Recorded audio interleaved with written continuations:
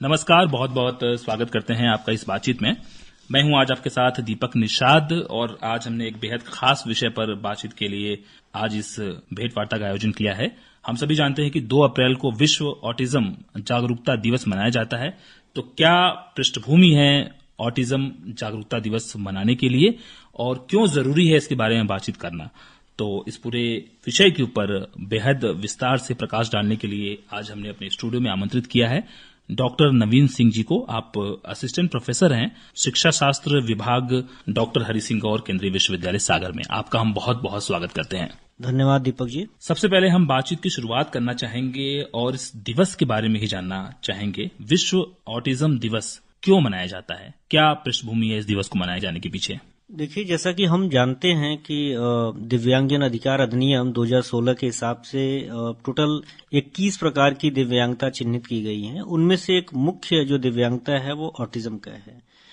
तो संयुक्त राष्ट्र द्वारा 2007 में स्थापित विश्व ऑटिज्म जागरूकता दिवस बेसिकली ऑटिज्म से ग्रसित लोगों और उनके परिवारों के सामने आने वाली चुनौतियों की याद दिलाता है। तो इस दिन पूरे विश्व में हम विश्व ऑटिज्म जागरूकता दिवस मनाते हैं और लोगों में एक जागरूकता दिलाते हैं कि ऑटिज्म क्या है और इसके पीछे क्या इसका कारण रहा है और क्या इसका प्रबंधन हो सकता है। तो प्रत्येक वर्ष संयुक्त राष्ट्र है वो किसी न किसी एक थीम को लेकर के आता है जी। तो जो 2025 का जो इन्होंने थीम रखा है वो न्यूरो डाइवर्सिटी को आगे बढ़ाना रखा है तथा इसको इन्होंने संयुक्त राष्ट्र सतत विकास लक्ष्य जो हमारा एसडीजी गोल है, जो 17 गोल्स चिन्हित किए गए हैं, जिसमें से गोल नंबर 4 जो है वो शिक्षा का है। तो उसको उन्होंने ध्यान में रखते हुए ये थीम रखा हुआ है।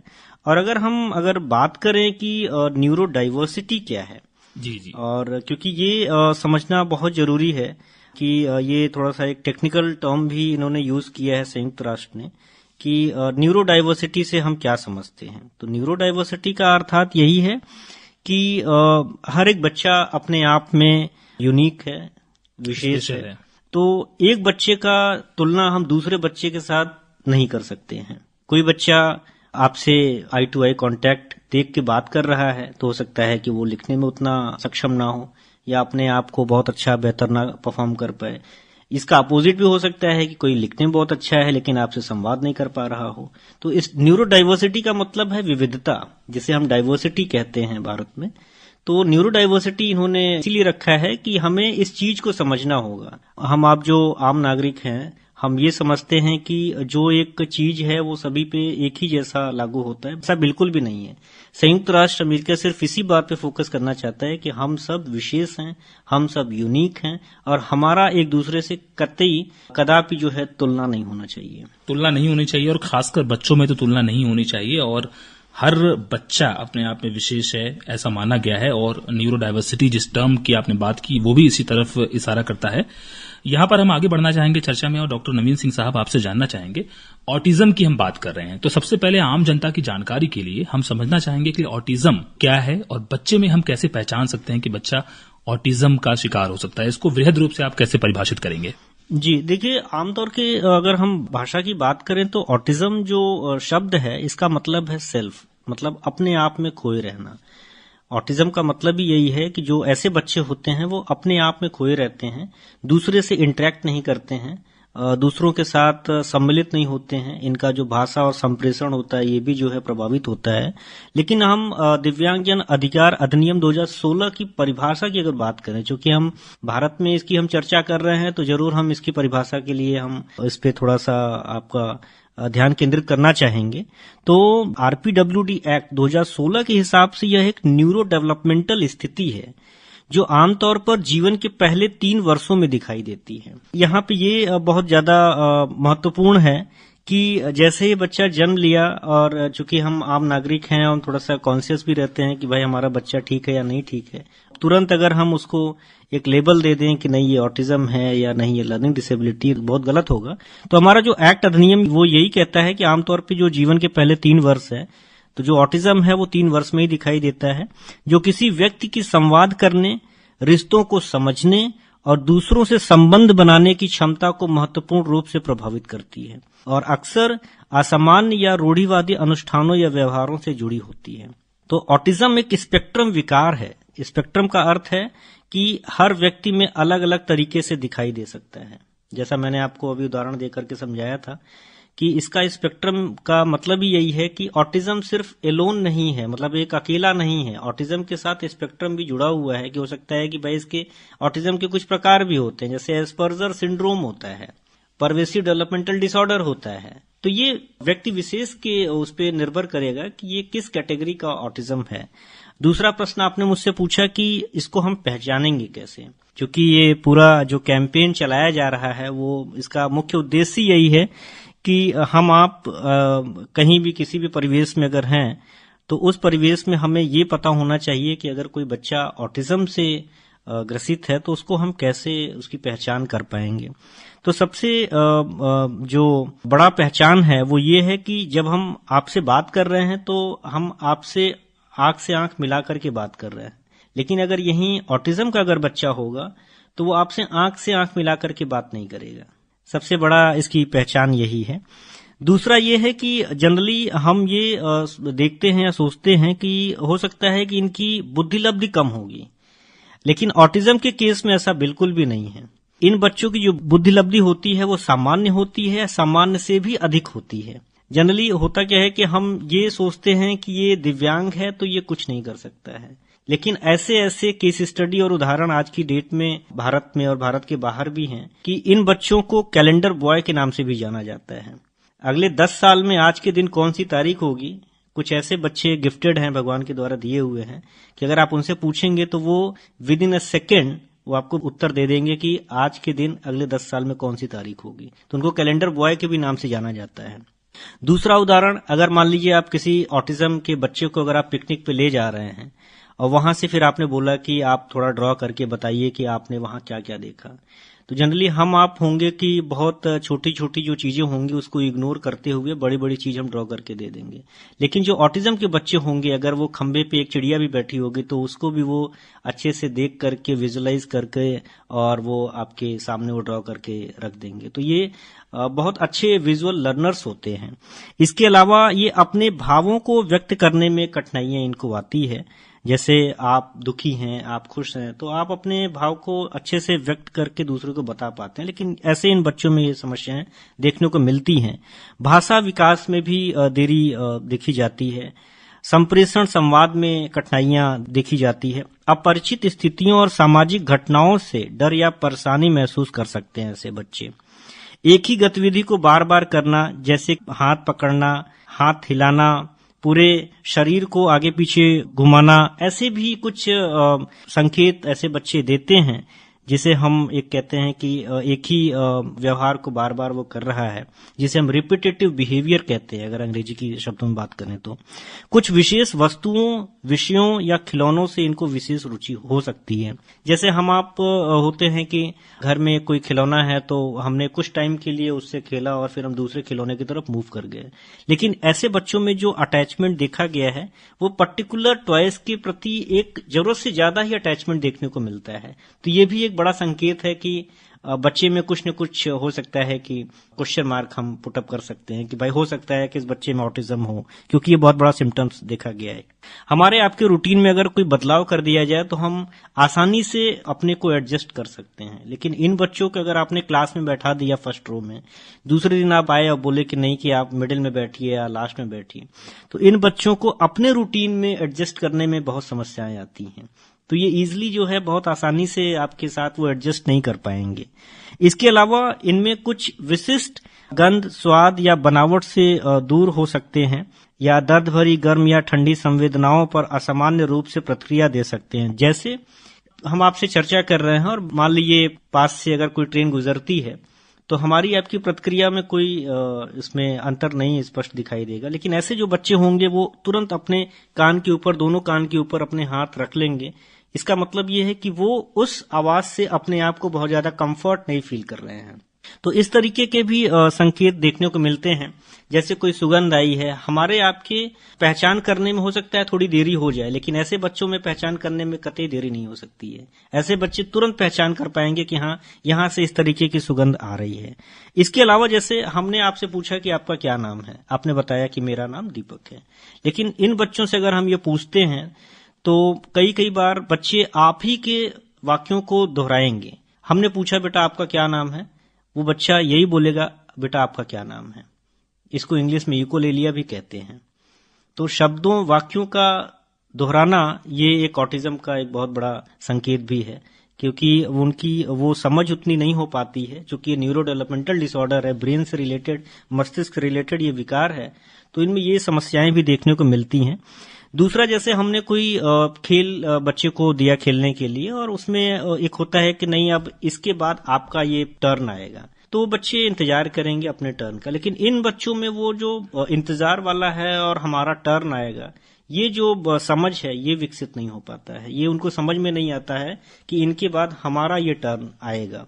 तो जो आपस में जो घुलने मिलने का है, जो सामाजिक इंटरेक्शन का जो वो है, लेकिन वो चीज इनमें ये थोड़ा सा डेवलप नहीं हो पाता है। और थोड़ा सा अगर हम ये भी कहें तो जैसे मान लीजिए हमने आपसे बात किया और हमने आपको प्यार करके आपको मैंने गले लगा लिया, लेकिन इन बच्चों को अगर आप इस तरीके से करेंगे तो अपने आप को वो बहुत ज्यादा कंफर्ट नहीं फील करते हैं। तो ये कुछ ऐसे मुख्य हम कहते हैं कि संकेत हो सकते हैं कि इन बच्चों को आप आसानी से पहचान सकते हैं। लेकिन ये बात जरूर ध्यान में रखना है कि इनको जो पहचानने की जो उम्र जो शोध ने निर्धारित किया है वो 3 वर्ष का किया है। 3 वर्ष से पहले हम ये लेबल नहीं कर सकते हैं कि बच्चा ऑटिज्म से ग्रसित है। बहुत ध्यान रखने वाली बात यह है, और बहुत सारे लक्षणों की श्रृंखला है, समूह है, आपने जो बताया उसको देख करके ही आप ये अंदाजा लगा सकते हैं कि बच्चे के अंदर क्या उस तरह की गतिविधियां घटित हो रही हैं, तभी आप किसी नतीजे तक पहुंच सकते हैं और बेहतर हो कि किसी विशेषज्ञ का उसमें सहारा लिया जाए। नहीं, बिल्कुल बिल्कुल, क्योंकि अगर देखिए इनमें से कोई सा भी अगर आपको संकेत मिल रहा है, देखिए आप उसका डायग्नोसिस जो है 3 साल में कर सकते हैं, लेकिन जो शीघ्र पहचान वाली जो अवस्था है वो तो जन्म के बाद से स्टार्ट हो जाती है। भाई मान लीजिए बच्चा ने जन्म लिया और आपसे आंख से आंख नहीं मिला के देख पा रहा है आपको, तो इसका मतलब है कि ये कुछ रेड सिग्नल दे रहा है। तो इमीडिएटली अगर आप अभिभावक हैं, पेरेंट हैं, तो आप तुरंत अलर्ट हो जाइए कि भाई हो सकता है कि बच्चे में कुछ न कुछ विकृतियां हो सकती हैं। यदि मान लीजिए जो अभिभावक हैं वो पहले अलर्ट हो गए, उनको पहले से ही कुछ संकेतक मिलने लगे कि बच्चा कुछ असामान्य सा है, तो क्या इस परिस्थिति को, इस कंडीशन को हम रिवर्स कर सकते हैं किसी चिकित्सक के माध्यम से, किसी काउंसलर के माध्यम से, किसी विशेषज्ञ के इंटरवेंशन से हम क्या इस कंडीशन को रिवर्स कर सकते हैं? हम बात कर रहे हैं दिव्यांगता की, और हमें ये बात समझनी होगी कि दिव्यांगता एक अवस्था है, एक बीमारी नहीं है। अगर ये बीमारी होती तो जरूर जो है डॉक्टर्स दवाएं दे करके या लंबे समय तक इलाज करके इसको ठीक कर सकते थे।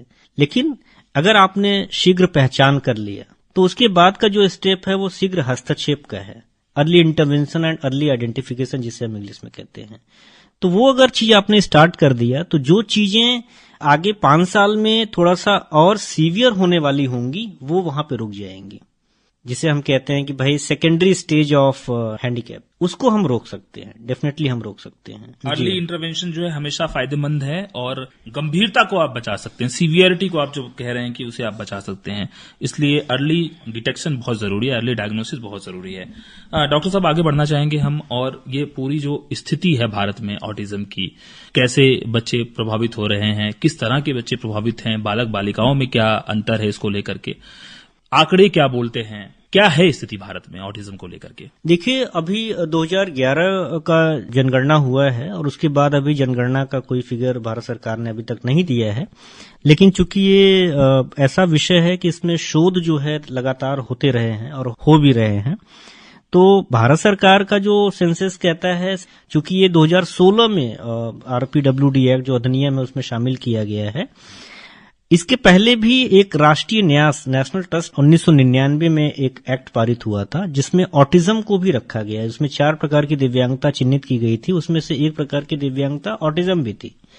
उस अधिनियम का जो मुख्य उद्देश्य था कि मान लीजिए आप पेरेंट हैं और आपका बच्चा ऑटिज्म है, आपके माइंड में, आपके दिमाग में ये बात जरूर आएगी कि भाई जब तक हम हैं तब तक तो हम अपने बच्चे की केयर कर रहे हैं, लेकिन हमारे जाने के बाद हमारे बच्चे का देखभाल कौन करेगा?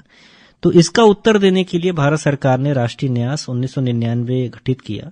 अगर कोई अभिभावक, अगर उनके मन में ऐसा प्रश्न है कि जब तक हम हैं और हमारे जाने के बाद हमारे बच्चे की देखभाल कौन करेगा, तो नेशनल ट्रस्ट अधिनियम के तहत वो पेरेंट जो है लीगल गार्जियनशिप ले सकते हैं। अब रही बात आंकड़ों की बात, तो इंडियन जर्नल ऑफ पीडियाट्रिक्स 2021 में प्रकाशित आंकड़े के हिसाब से 68 में से एक बच्चा ऑटिज्म से ग्रसित है।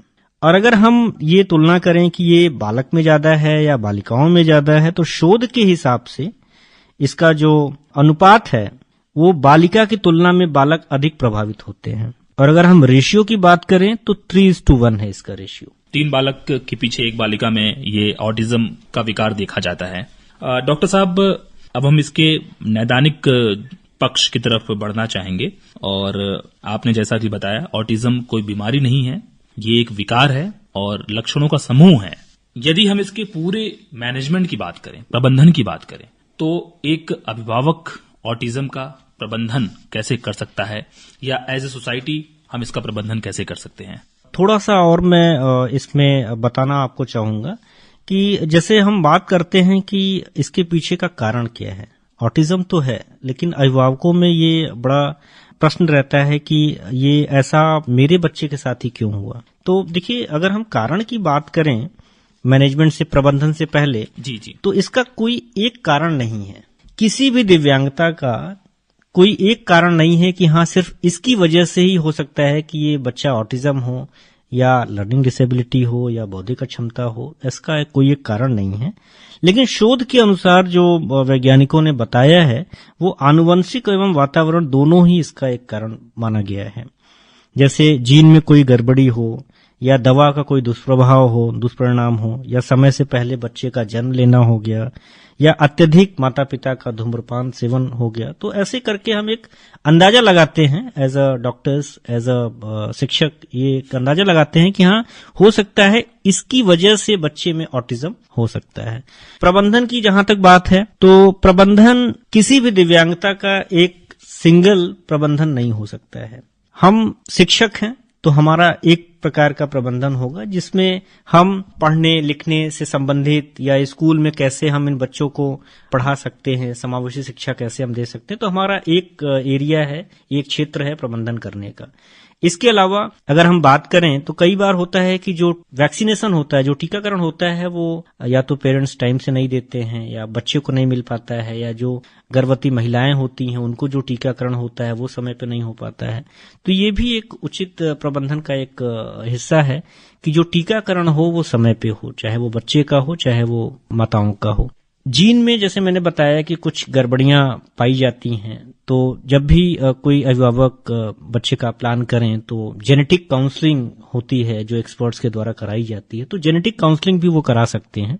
इन बच्चों में जैसे मैंने आपको बताया कि भाषा और संवाद संप्रेषण में इनको दिक्कतें आती हैं, तो अगर किसी बच्चे में इस प्रकार की कोई दिक्कत आ रही है तो स्पीच थेरेपी वो ले सकते हैं, वो बच्चे ले सकते हैं। कई बार देखा गया है कि बच्चों में मूवमेंट करने में दिक्कत आती है, चलने फिरने में दिक्कतें आती हैं, तो फिजियोथेरेपी का वो सहयोग ले सकते हैं। जैसे मैंने आपको बताया कि इनमें कुछ व्यवहार से संबंधित कुछ दिक्कतें आती हैं। जैसे मैंने आपको बताया कि ये अपने पूरे बॉडी को आगे पीछे मूव करते हैं, अपने फिंगर्स को जो है लगातार वो मूव करते रहते हैं, जो इसको हम कहते हैं इनवॉलंटरी मूवमेंट होता है, या एक ही मूवमेंट का लगातार होना जिसे हम रिपीटेटिव बिहेवियर कहते हैं। तो व्यवहार थेरेपी आप ले सकते हैं। इसके अलावा स्पेशल एजुकेशन, जो विशेष शिक्षा है, अगर वो बच्चा स्कूल में जा रहा है, कक्षा में बैठ रहा है, तो विशेष शिक्षा का एक बहुत बड़ा योगदान है उसका। इसके अलावा इनमें जैसे मैंने बताया कि इनमें कुछ संवेदना से संबंधित कुछ दिक्कतें आती हैं। जैसे हम आप जाते हैं अपने हेयर कट के लिए तो हमें कोई दिक्कत नहीं होती, लेकिन इन बच्चों में जैसे ही सीजर इनके बॉडी से टच करता है तो ये अपने आप को थोड़ा सा अनकंफर्टेबल फील करने शुरू कर देते हैं। दूसरा, मैंने जो आपको एग्जांपल बताया था कि अगर वो कोई कार्य कर रहे हैं और पास से अगर कोई व्हीकल गुजर रही है और उसका हॉर्न तेज है, तो अपने आप को तुरंत वो एक्टिविटी छोड़ करके कॉन्शियस हो जाएंगे और वो थोड़ा सा कंफर्टेबल फील नहीं करेंगे। तो संवेदी एकीकरण, सेंसरी इंटीग्रेशन इसको कहते हैं, उसका भी ये सहयोग ले सकते हैं। तो इस प्रकार से हम कह सकते हैं कि इसका प्रबंधन जो है सिर्फ एक प्रबंधन नहीं है, ये एक टीम की तरह काम करने का एक प्रबंधन हो सकता है, क्योंकि एक बच्चे की जो जरूरत है वो सिर्फ अभिभावक पूरा नहीं कर सकता है, शिक्षक पूरा नहीं कर सकता, डॉक्टर्स पूरा नहीं कर सकता है, हम सबको एक साथ मिलकर के उस बच्चे के प्रबंधन के लिए कार्य करना होगा। इंटीग्रेटेड अप्रोच की जरूरत है, क्योंकि लक्षण भी एक जैसे नहीं है और एक नहीं है, तो इनका जो प्रबंधन है वो भी एक जैसा नहीं है। प्रबंधन भी मल्टीपल है और कई सारे पक्षों को मिला करके इसका प्रबंधन किया जा सकता है। बस हम चर्चा के आखिरी चरण में हैं।